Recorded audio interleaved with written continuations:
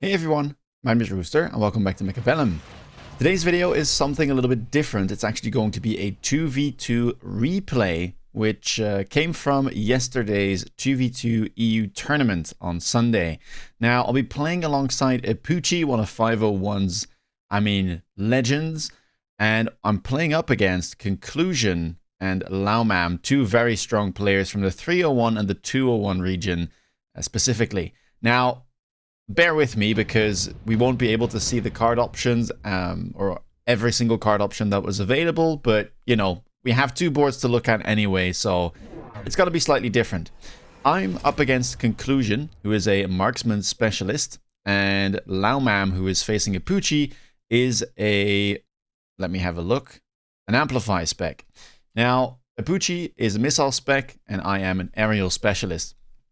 I start with double saber and crawlers, which means that I do want to try and push, and I'll do that on the side where there is no anti-armor cannon. So we're pushing left side, and at the same time we'll also kind of push from outside to inside towards, you know, my ally's board and my ally's fight.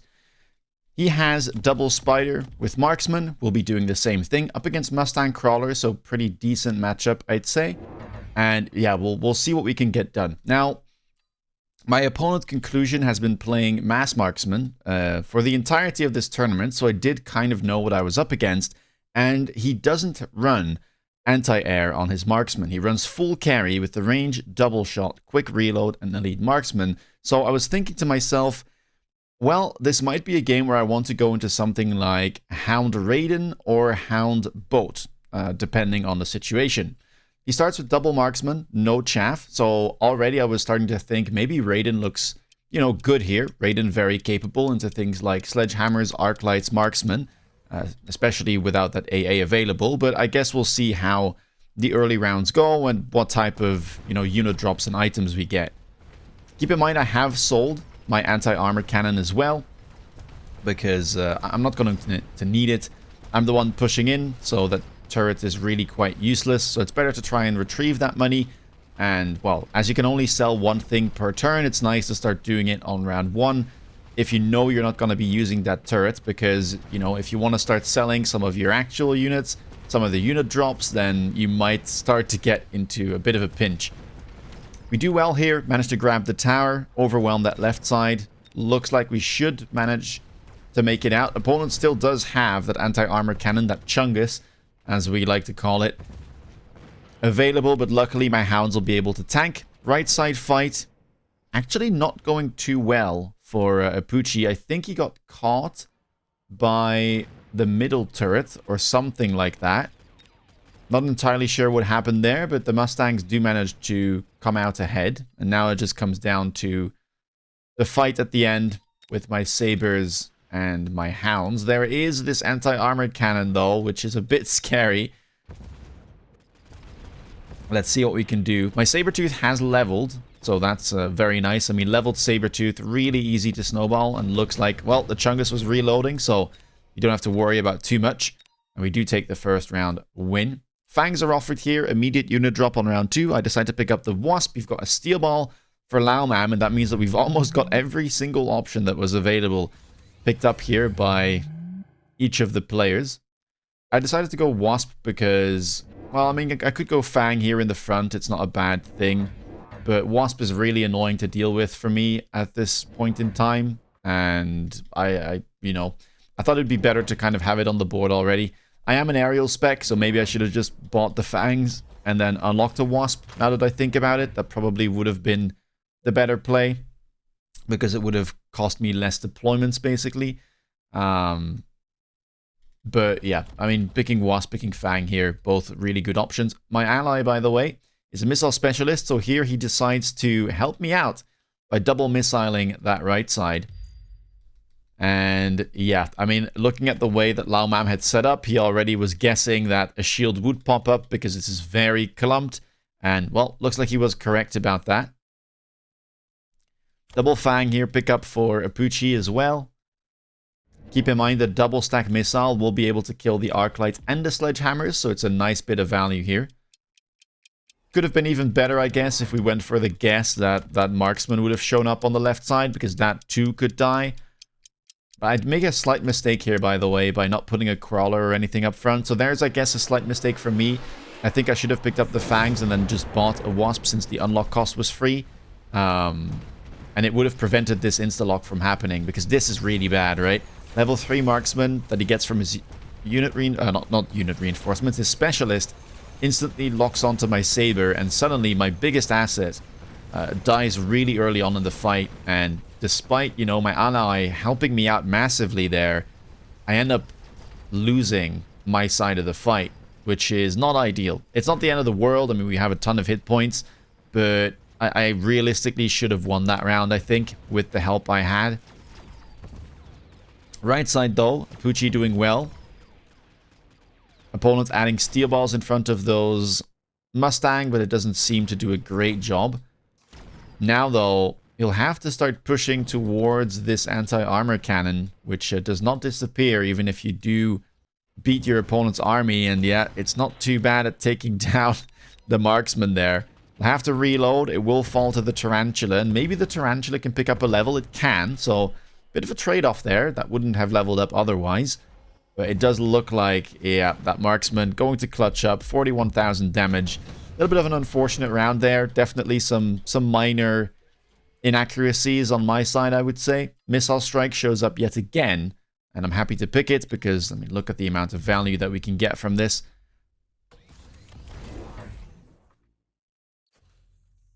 And I will add a crawler now to the front line to make sure that this does not get that insta-lock on the saber. The other one levels up, which we do grab, and we range the hounds here because I'm trying to set up for the eventual round I start buying an air giant, right? I was on the fence still about whether I wanted to go Overlord or Raiden, but I knew I wanted to get one of those two, and it's just good to start setting up your chaff and your chaff clear before you get into, you know, that unit. Because once you do, you've signaled to your opponent, hey, this is my biggest threat on the board, here's what you need to counter. And then you really want to start investing as much as possible, typically into, you know, unit levels, unit techs, and that's expensive, so it's nice to kind of use your money early so you have more resources available later to do what you want to do. I'm going to add another hound here on the shallow flank, trying to pull anything kind of away, and also didn't want to pull any of these units to this deep flank because, well, I was trying to missile him. Opponent, by the way, goes for the incendiary bombs on hounds, which did receive a small buff recently. They're 50 cheaper now. That's going to be a little bit annoying. I did just range my hounds, so fire extinguisher, I mean, it's available, but it's not exactly ideal here since my hounds will be staying further back rather than sitting near the fire. So we'll see what we want to do about that, if we want to do something about that. But yeah, fire here, I mean, it's doing a pretty good job at clearing a lot of my chaff. Missile hits a couple wasps and a crawler pack plus a hound, so, you know, an even trade-off, I'd say. I mean, we had a lot of units as well. On the right side, tarantulas, no range as of yet. Steel balls, a little bit tricky, and a debuff comes through. I think a flank there with the crawlers, so definitely not an ideal round.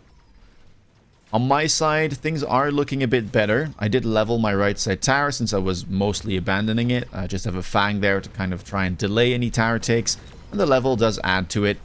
That's a nice bit when you're getting attacked by things like Hound and Marksman and Sledge. They're very slow units. They're not the highest of DPS units either, so you can pretty safely just level up your tower and not worry too much. But yeah, we do eventually get debuffed. 7 seconds there. The fire takes out some of my Hounds.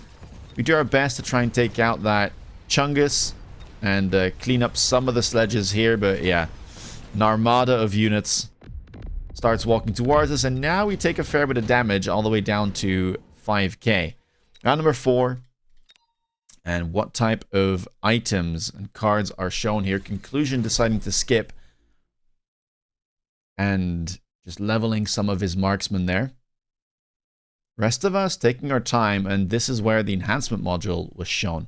So I do decide to pick that up because it's one of the best items with Overlord. I mean, with the Giants, but especially Overlord because it's that little bit more expensive to level up.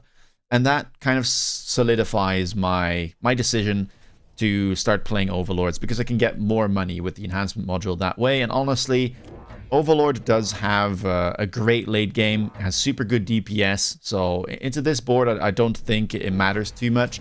Raiden, of course, with Chain could do better at kind of scamming the Marksman in the back in the long run. But yeah, I went for the resource-driven decision here and pick up my first Overlord. I sell out of my Saber to try and afford more units, get some levels, and grab some units myself. I mean, we go for a deep flank now with a Crawler and a Hound. And yeah, I'm really hoping that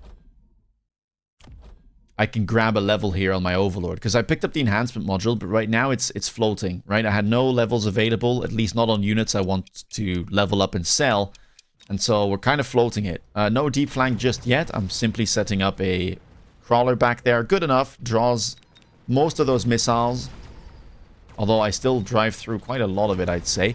I put a Hound all the way up on the line because I was thinking maybe I'll want to click Fire Extinguisher at some point here. If he's only going to rely on Hound. So that was the idea there. I wasn't quite sure if I wanted to click it yet, but it was kind of like a longer term setup. Bolt's trying to do what it can, but man, those late fangs are really annoying, and it seems like my Hounds running through the fire or getting hit by Marksman and Arclights really haven't managed to stay alive long enough to help out with this late fang pack, and now double shot Marksman going to make quick work of my Overlord. So not a good round again here. For me, I'd say I'm not managing to get the levels I was hoping to get, but lucky for me, my ally Apuchi does really well. Doesn't get debuffed this time around. Spiders, almost all of them alive. Got range on them. Got a couple of Marksmen in there as well. I did manage to take out the high-level Marksman, so that's at least a saving grace. But let's see how this shapes up. Tarantula, by the way, has the nano repair kit, and that makes a massive difference. Look at that. It would have died way earlier if not for that item, but because of that, we managed to get a really good round in, dealing 1,000 damage thanks to my ally having a good round. So always nice about 2v2. If you have a bit of a weaker round, sometimes your ally can kind of make up for it. And yeah, also you can try and work together every now and then. There are some funky things you can do in this mid flank, because these units are closer to this flank as well than to any units that might be over here. So you can sometimes like start pulling the enemy units, and we might see some of that later on. Smoke here gets picked up and used for Laomam. I thought, you know, it would be good if it landed, but it's so good that my opponent probably just puts a singular shield down. So I'd rather just, you know, buy something else. I go for the Wasp, which should do a decent job of distracting. Keep in mind, my opponent hasn't really respected Wasp so far. Simply goes for the quick reload tech on the Marksman, which doesn't increase their DPS at all. It just makes them shoot twice as fast, but it also reduces their attack value by half. So yeah, it just makes them more efficient, I guess, and makes them overkill less. Missiles, back off cooldown. Going to get used here on two of these packs, the Hounds, the Fangs. Really good value if they land. This one probably doesn't land because I did expect him to shield, which he does. I probably should have communicated this, but, you know, we were making some tough decisions here during the round. I level up my Saber, which picked up a level, sold it, and then I transferred the item onto the Wasp in the back, which also picked up a level. I could have held on to it, though, if I thought that my Overlords would pick up 2 levels, because, of course, next turn, I can only, like, sell this and transfer it onto 1 unit. Whereas if I get 2 levels, then, you know, maybe I could do both things at the same time. It's a tricky thing, though, to judge, because last round didn't go well at all. I did add more Overlords because I want to start working towards that range and that launcher overload, the mothership. Overlord is really one of those units that you want to try and mass because of how good they are with techs. And looks like we're doing a really good job here. Gonna take down that shield, gonna take down the Marksman, farm up the experience from the high level ones. And let's have a look. What is the experience looking like? For now, not amazing just yet. We're getting close though. Arclight gonna go down, some Fangs to gobble up. Looks like we should pick up a level here. Tower will go down. Overlord picks up a level. At least that one does. Marksman will take down one of the Overlords. Can this one pick up a level 2 is the question. I mean, well, the towers and the buildings, they are worth resources. The wall here going to get farmed up for some more experience, and now we just need to get through to those sledges. And I do pick up a second level, so in hindsight, I could have not leveled my Wasp there and held on to the enhancement module for a little bit more profit this turn. Looks like my opponent, or my ally, struggled a bit this round, but now I can pick up the slack and make sure that we get another win here by default, as there is not enough anti-air left. Looks like the smoke did land, which is always kind of rough, I guess, if you're playing aggro, because you can't shield that far up. So yeah, I guess he had to walk through that. Hacker is being added to the board now. Could get scary in the long term.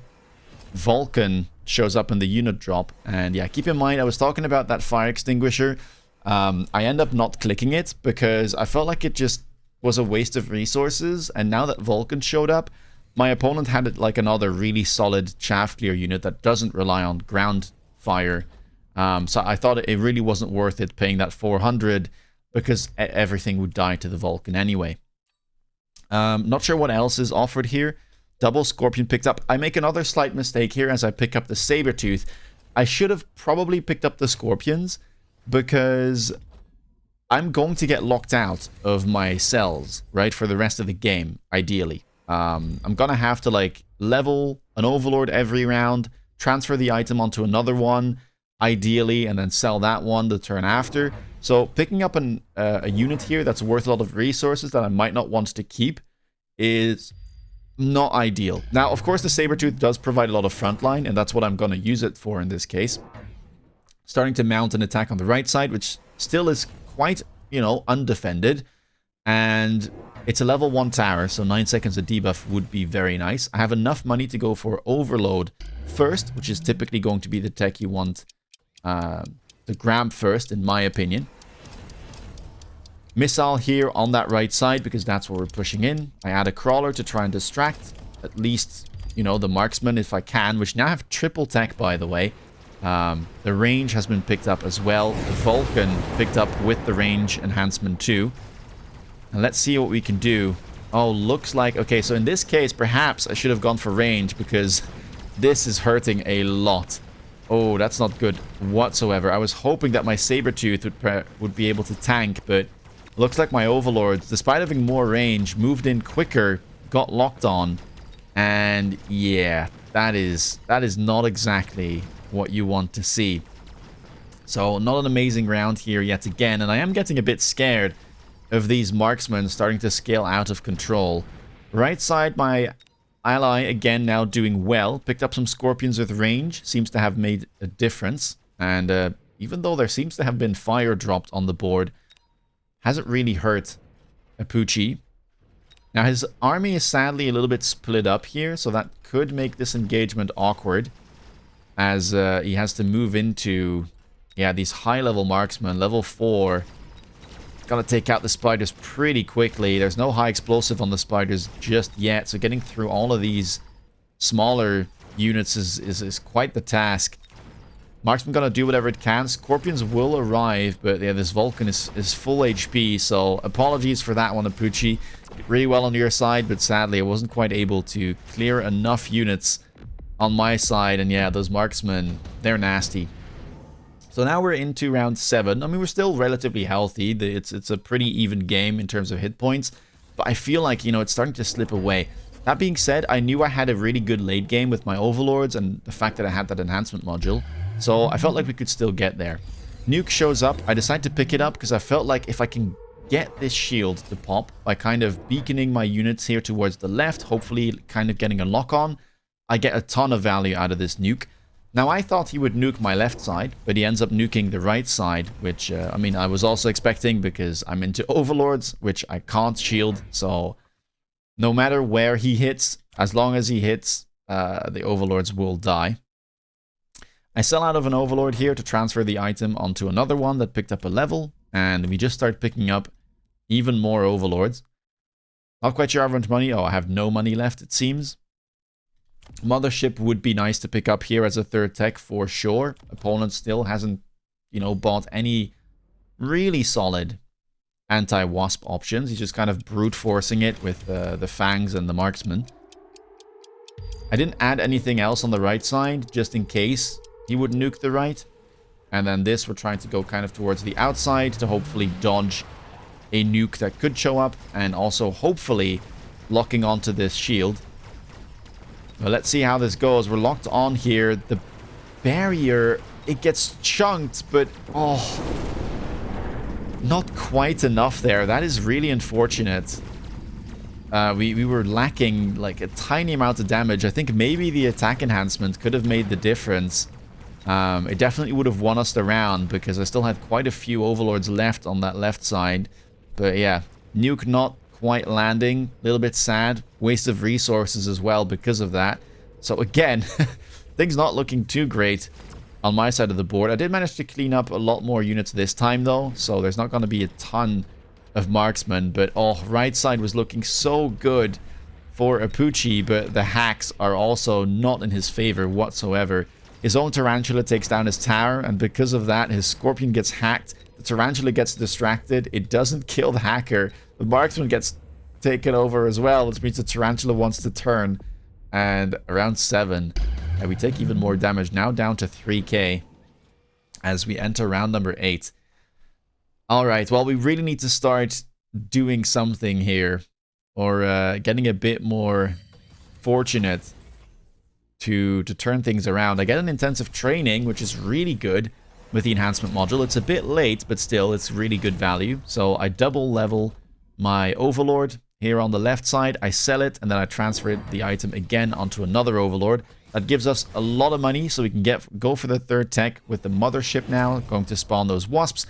And I decide to go for 3 more boats, because I mean, there are some things I could do here, like putting a wasp on the flank and a crawler to try and distract these marksmen a bit longer, but you know, that eats through my limited deployments, and I could simply buy more overlords because it's just one of those units that can do almost everything, and it will also spawn more chaff, right, because it spawns its own wasp. So having more on the board means having more wasp, having more distraction for those marksmen. Look at this, by the way, marksman side by side.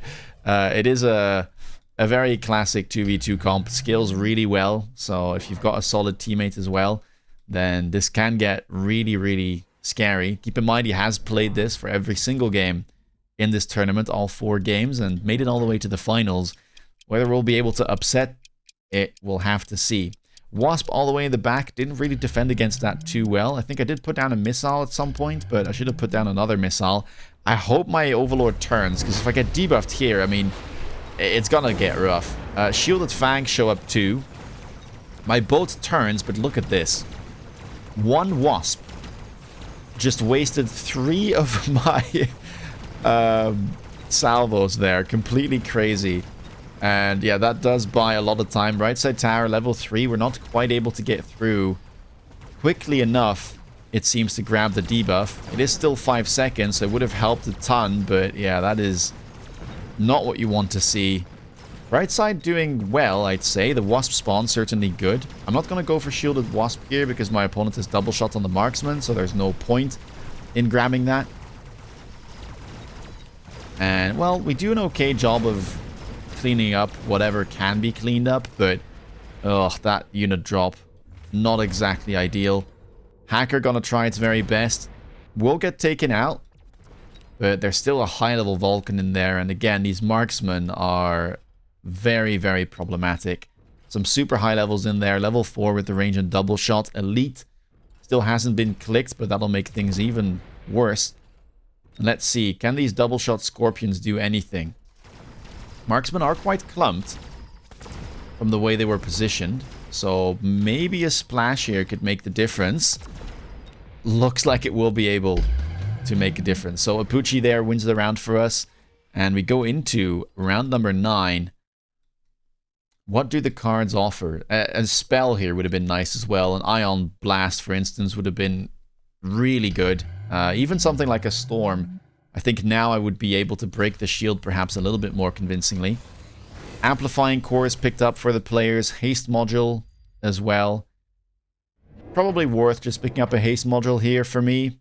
Clearly there wasn't anything of higher value, since the others didn't pick up anything else. do go for that haste module. And I decided to here sell my Sabertooth because I felt like it wasn't doing too much. I'm not exactly convinced that was the correct play, because I think it was still doing an okay job of just soaking some shots. But yeah, that's the tough part about the enhancement module, I guess, is you can only sell so many things during one round. Missile all the way in the back because I knew he would shield. Smoke here gets used on the diagonal because Apuchi was thinking about maybe I have to deal with the Marksman as they come over here. So if we put the smoke down here, then at least, you know, this area of the map is covered for the second part of the fight if these two armies need to collide. Because I wasn't too sure if I could, you know, make a dent in this army at this point. It felt to me like he was really skilled up and had a ton of things going for him. I do add a Hound all the way in the top right here to try and kind of pull his units a bit more. Also help out with the chaff clear. I go more Hounds late with the Mechanical Rage because I felt like I needed to do something about the Shielded Fangs if I could. We're moving in. Not doing too poorly, but yeah, those Marksmen will start to get some locks, which is the scary bit. Can we get a Tara debuff here? We splash onto it. And oh, we get the debuff, but it's like a couple seconds late, so no boat is left alive on that left side. Right side, how are things looking? Spiders seem to do a good job against the hackers, I say that. Some of them get hacked. Left side not looking great, and that debuff again, very untimely. Right side holding though, high-level Scorpions doing what they can, but high-level Hacker is going to take some of those over, and the double shots. Oh, my days, yeah. I mean, that is the rough part about playing into Hackers. When they do scale up, it starts becoming a bit of a nightmare, and we almost die as we enter round number 10. So it's, you know, it's showtime here. We have to find something, and I think this was a Unidrop. It was. I decided to pick up the Sandworms because I felt like that was kind of the only thing that could, you know, save me is having more front line so my overlords could gain more time to do their job and get through, perhaps, you know, grab a Tara debuff. Steel Balls picked up for Conclusion makes sense. I mean, I feel like Sandworm is the only thing he has to worry about, and both Apuchi and Laomam go for the high-level Wraith on their side of the board. Looks like the Wraith got sold, though, for Apuchi. And I'm just going to invest all the money I have into more Sandworms. 3 blue Sandworms here. Mechanical Division has been picked up as well to try and create even more chaff, buy even more time for my army to do their thing. And we're going to beacon it straight into that Vulcan and the Marksman, hoping we can get, you know, some hits off, maybe get a Tara debuff. Because if I can manage to get a Tara debuff, I can do massive amounts of damage, right? Like, if these boats survive one turn, that is a ton of damage. I mean, I wouldn't even be surprised if he could one-shot this round. So that is the Hail Mary that we're throwing. Oil gets put onto the ground. I could have gone for an oil as well, but he has shielded, so would have been a bit trickier, I guess. I could have maybe, yeah, another play would be to perhaps like pull back and try and mount an attack here. Tons and tons of things to think about, but this is the play I ended up going for. Second defense enhancement has been picked up. Perhaps Sprinkler here could help us out, but I felt like the Vulcan was already doing a ton, so never mind about, you know, the fire. Looks like the oil got cancelled after all, not sure where it went. I think it belonged to Laomam in the end. Perhaps the two communicating, saying, hey, like, if this gets pulled back, then the Fangs will run through my own fire, so let's not put the oil down. Right side is doing what it can. And we are kind of getting through. Locked onto that high-level Vulcan now. Locked onto the tower too. Will eventually go down, but it's only 3 seconds worth of debuff, and these Vulcans are extremely tanky. Late Fangs as well, causing tons of trouble. I need to get to this tower. It's 9 seconds of debuff, but it seems like I've run out of Wasp. And so, yeah, this side not looking too good. Right side, not fantastic either for Apuchi. His Spider's getting locked on. His Scorpion going to get hacked as well. That means a Tara debuff is nigh. There it is. And with the Tara debuff, the high-level hackers should be able to take everything over. That'll be all she wrote for this finals game of the 2v2 tournament. And Laomam and Conclusion win it with the hacker and the Marksman board. Now, the thing is, right, this looked really dominant in the final round. It looked like we could make absolutely no dent in their defense with our comps. I definitely had some inaccuracies in the early game. I tried to point them out where possible. But there are tons and tons of things you can do in Mechabellum, and especially in 2v2, to create different outcomes. And so I already talked about it on the last round there. I had different plays in mind that I could go for, right? I could try and beacon this backwards, try and pull him through fire by putting oil down somewhere over here. I could try and use the worms on the right side to get a tower debuff and then kind of flank from the side, because this tower is level 1 and these type of kind of sideways attacks can be tricky to deal with. But another thing that is deceptively simple happens up here. On the final round, Laumam missiled from this side of the board my Hound on the deep flank, which was pulling these units and pulling some of these units. And what that was doing is it was opening up this tower for me to get a debuff quicker. And so, thanks to Apucci, by the way, for trying this out and letting me know about it.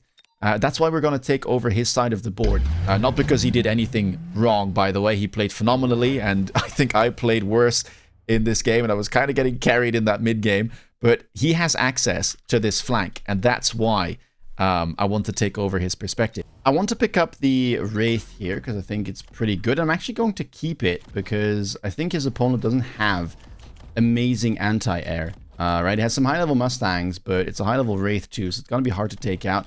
Temp range, temp speed, going to be important, and so I want to try and block here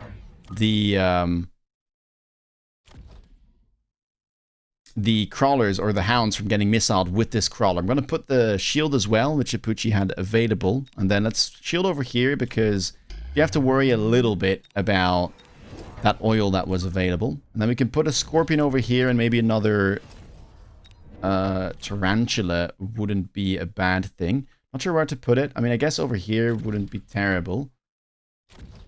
And then some levels, I guess, could be nice. There is an attack enhancement that we could pick. I guess oil we could try and go for as well, if we want to try and help my side of the board out. There are levels to be picked up as well here on the tarantulas and the scorpions, which wouldn't be a bad thing. I guess we could try the oil over here. Hopefully that lands. And then, I mean, that's just the round, right? It's a very simple kind of thing up here, but let's see what kind of difference it makes. Because now, you can see this missile is not going to land. And so the hounds are still alive, and they're going to be able to start chipping away at these units and kind of pull away from the tower. The oil has landed, so that is starting to burn some of the chaff. It allows some of my boats to get in a bit quicker. A debuff is nigh. There it is. Comes through. And that means the tower is a lot more exposed. The wasps spawn. We do manage to get a debuff. And all of a sudden here, we do manage to win the round. And having a look at the damage, yeah, we deal over 3,700 damage there. It's not enough to kill. I actually have managed to, for some reason, get 6,000 damage in with basically the same board. I don't know what makes the difference. I think the RNG there of the engagements are ever so slightly different depending on where you put the unit on the board. So like me literally doing the same turn but putting this tarantula left or right or a square back already kind of influences how the battle goes. And yeah, on the left side, there is a way to keep all of the boats alive. And yeah, you do a ton of damage, right?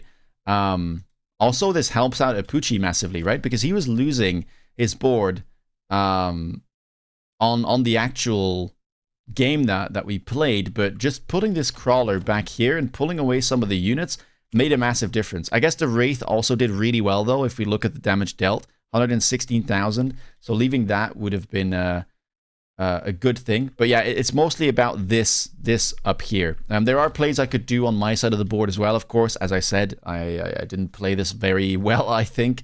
I could have tried to pull back, could have tried to attack the right side even harder. If you go back a couple turns, could have even tried to like beacon my army into Laumam and run away from whatever this is. But yeah, it's a tricky game, Mechabellum, and in 2v2 even more things are available, especially on the classic map, which has these kind of shared flanks, which allow for a lot of fun strategies. Anyway, if you liked this game, please leave a thumbs up. Let me know down below what you think of the 2v2 content and the 2v2 game mode if you want to see more of it. If you want to stay up to date with my latest content, please consider subscribing. If you want to see me play live, check me out on Twitch. With that being said, take care guys, and see you in the next video. Bye-bye.